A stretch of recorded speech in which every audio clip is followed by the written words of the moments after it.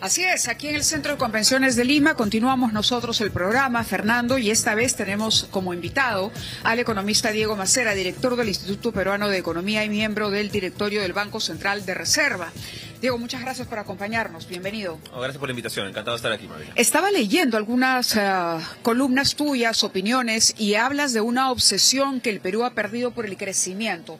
¿A qué te refieres exactamente? A ver, si uno nota la discusión, por ejemplo, en muchos países en Asia, discusión de política económica, uno nota que ha habido un empuje en los últimos años por tratar de crecer, como sociedad se ha encontrado un consenso de que es muy importante de que crezcamos, la economía crezca, ¿no? Que el país se haga más grande para todos, a tasas, digamos, por encima del 4 o 5%. Una conciencia colectiva, digamos. Una idea compartida entre todos los estamentos de la sociedad, familias, trabajadores, empleadores, políticos, ¿no? Todos estamos de acuerdo en que deberíamos estar creciendo por encima del 4 o el 5, porque entendemos, y esa es la parte importante, que hay una relación entre el crecimiento y que vivamos todos un poco mejor, que la pobreza caiga, que tengamos más clase media, que tengamos más acceso a todos los bienes y servicios que queremos. Eso está directamente relacionado con la capacidad de poder crecer por encima del 4 o el 5%.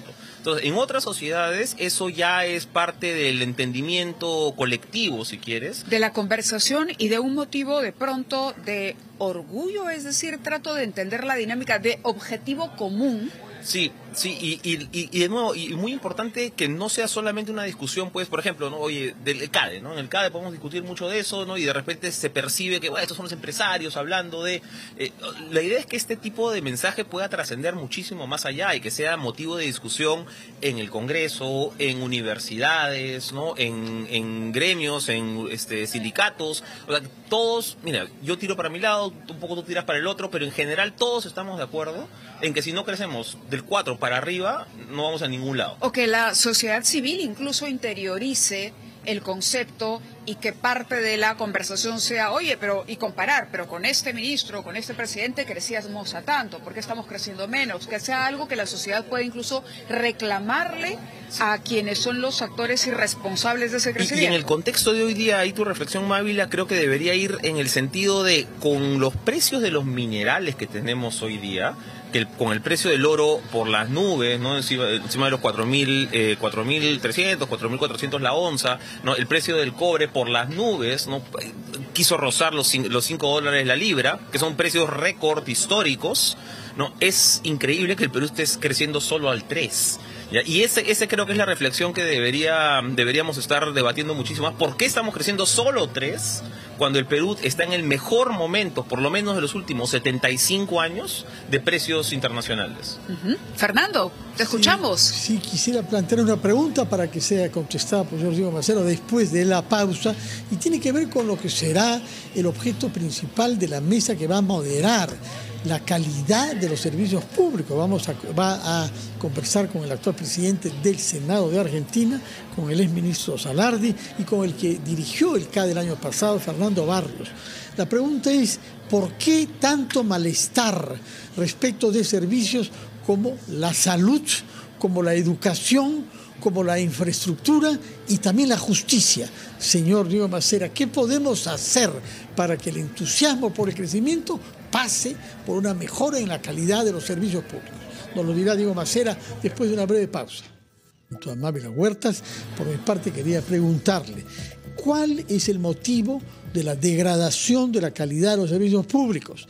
Por ejemplo, en materia de salud, hay algunos hospitales de salud que son administrados por el sector privado, Keiling en Villa María del Triunfo y Barton en el Callao, y marchan muy bien.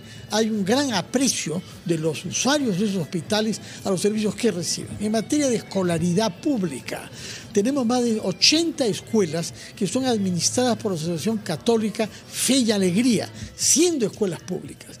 ¿Qué ha pasado, señor Macera? Que se ha paralizado la búsqueda de una confluencia para mejorar los servicios públicos entre el Estado y el sector privado. Muchas gracias por la pregunta, Fernando. A ver, te voy a decir qué cosa primero no ha pasado, ¿ya? Y que se repite mucho, ¿no? No es un tema de gasto, ¿ya? No es que debemos estar gastando muchísimo más en sector A, B, C para tener mejores sectores públicos. Por supuesto que uno puede decir, oye, debería pagarle más a los profesores, debería pagársele más acá, no sé, a los policías, a los médicos, pero el tema central no está en el gasto. ¿Ya? El tema central está en cómo nos organizamos al interior, en la gestión. ¿Ya? Y es en ese punto, en el que creo que mencionas tú muy bien, que el sector privado puede aportar un montón. Entonces, hay algunos sectores en donde, oye, el Estado tiene que entrar a financiar, ¿no? O sea, salud y educación lo mencionabas tú y todos estamos totalmente de acuerdo con eso. No, pero que entre a financiar no significa necesariamente que tiene que también que gestionar. ¿No? Hay algunos sectores, ejemplos como los que has mencionado tú, de Fe y Alegría, de los hospitales de salud, ¿no? En los que se ha demostrado de sobra, ¿no? Que con buenos incentivos, con buena regulación, y eso es sumamente importante, buenos incentivos, buena regulación, buenas empresas que entran a proveer los servicios, se consigue mucho mejor salud, educación, infraestructura a un menor precio. Y eso es al final lo que queremos. Queremos que la plata pública, no los soles que no nos sobran, puedan llegar mucho más allá, ¿no? De la manera en que mejor se puede hacer. Y eso normalmente lo puede hacer mejor el privado, insisto, con buena regulación y con buenos incentivos.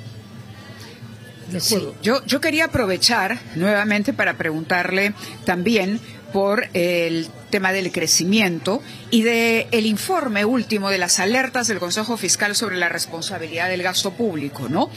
Y usted ha dicho, el problema es si sales a decir vamos a bajar el gasto, eso puede ser políticamente más complicado, pero destacaba cómo, por ejemplo, Javier Milei sí demostró que se puede hacer una campaña que tenga entre los ejes mayor austeridad.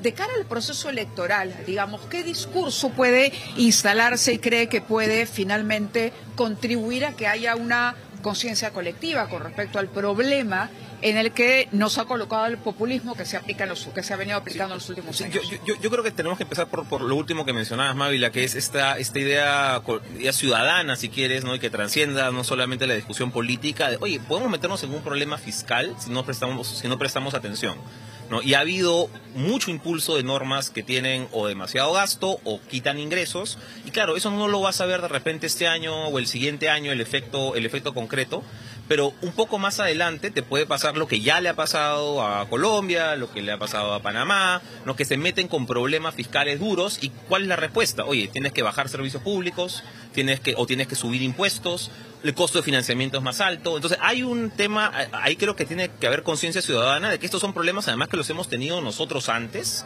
los hemos tenido en los 80s, y mira lo que nos costó salir. Claro, entonces, el trauma se va borrando. Claro, ahora en generaciones jóvenes de repente pues no es tan evidente, porque, ¿no? Digamos, nuestras generaciones sí, el tema del trauma, no más hiperinflación, no más terrorismo, pero ya el discurso, digamos, no termina estando tan presente en los grupos que finalmente son los que van a tener un poder de decisión en el próximo proceso. Y ahí mi preocupación es que podemos haber caído un poco también en una suerte de complacencia, ¿no? De sensación quizá de ser invulnerables, ¿no? En la que, oye, claro, como no ha pasado nada, oye, mira, nos dijeron que no gastamos un montón de plata y se iba a caer el mundo y no se cayó, entonces podemos gastar un poquito más. Y cumplimos la regla del déficit fiscal hace 2 años, no pasó nada. El año pasado tampoco, este año quizá de nuevo, y mira, no pasó nada. Entonces pareciera que todo sigue igual, ¿ya? Pero claro, eso no lo ves en el corto plazo, pues. Ya el problema es, claro, puede parecer que hoy día está estable, pero cuando ya esto empieza a acumular al siguiente, al subsiguiente y al subsiguiente, ya no tienes ratios de deuda de 30% del PIB como tenemos hoy día de los menores de la región, esto va a empezar a escalar. Y un punto ahí bien importante es que estamos teniendo esta discusión, y regreso a lo que mencionaba, con los mejores precios de los minerales de la historia. Entonces, hoy, en vez de estar pensando, oye, ¿cómo pagamos la tarjeta? ¿No? Y que no llegamos a fin de mes, no deberíamos estar pensando, oye, ¿cómo ahorramos? La tarjeta ya debería estar pagada, ¿ya? O buena parte de la tarjeta de crédito pagada para seguir la analogía, y más bien deberíamos estar construyendo ahorros, ¿no? En vez de eso, lo que estamos haciendo es cómo metemos más gastos, a ver, y cómo llegamos con las justas a fin de mes. Eso es sumamente irresponsable. Entonces, de cara a los candidatos, y eso era lo que mencionabas, sí. Yo creo que sí se puede generar esta conciencia, si quieres, a nivel de discurso entre candidatos, de que sí, bueno, hay que ser responsables fiscalmente, ¿no? De que hay que tener un compromiso con el gasto, y yo creo que eso lo van a decir, bueno, o sea, cualquiera con 2 dedos de frente lo diría.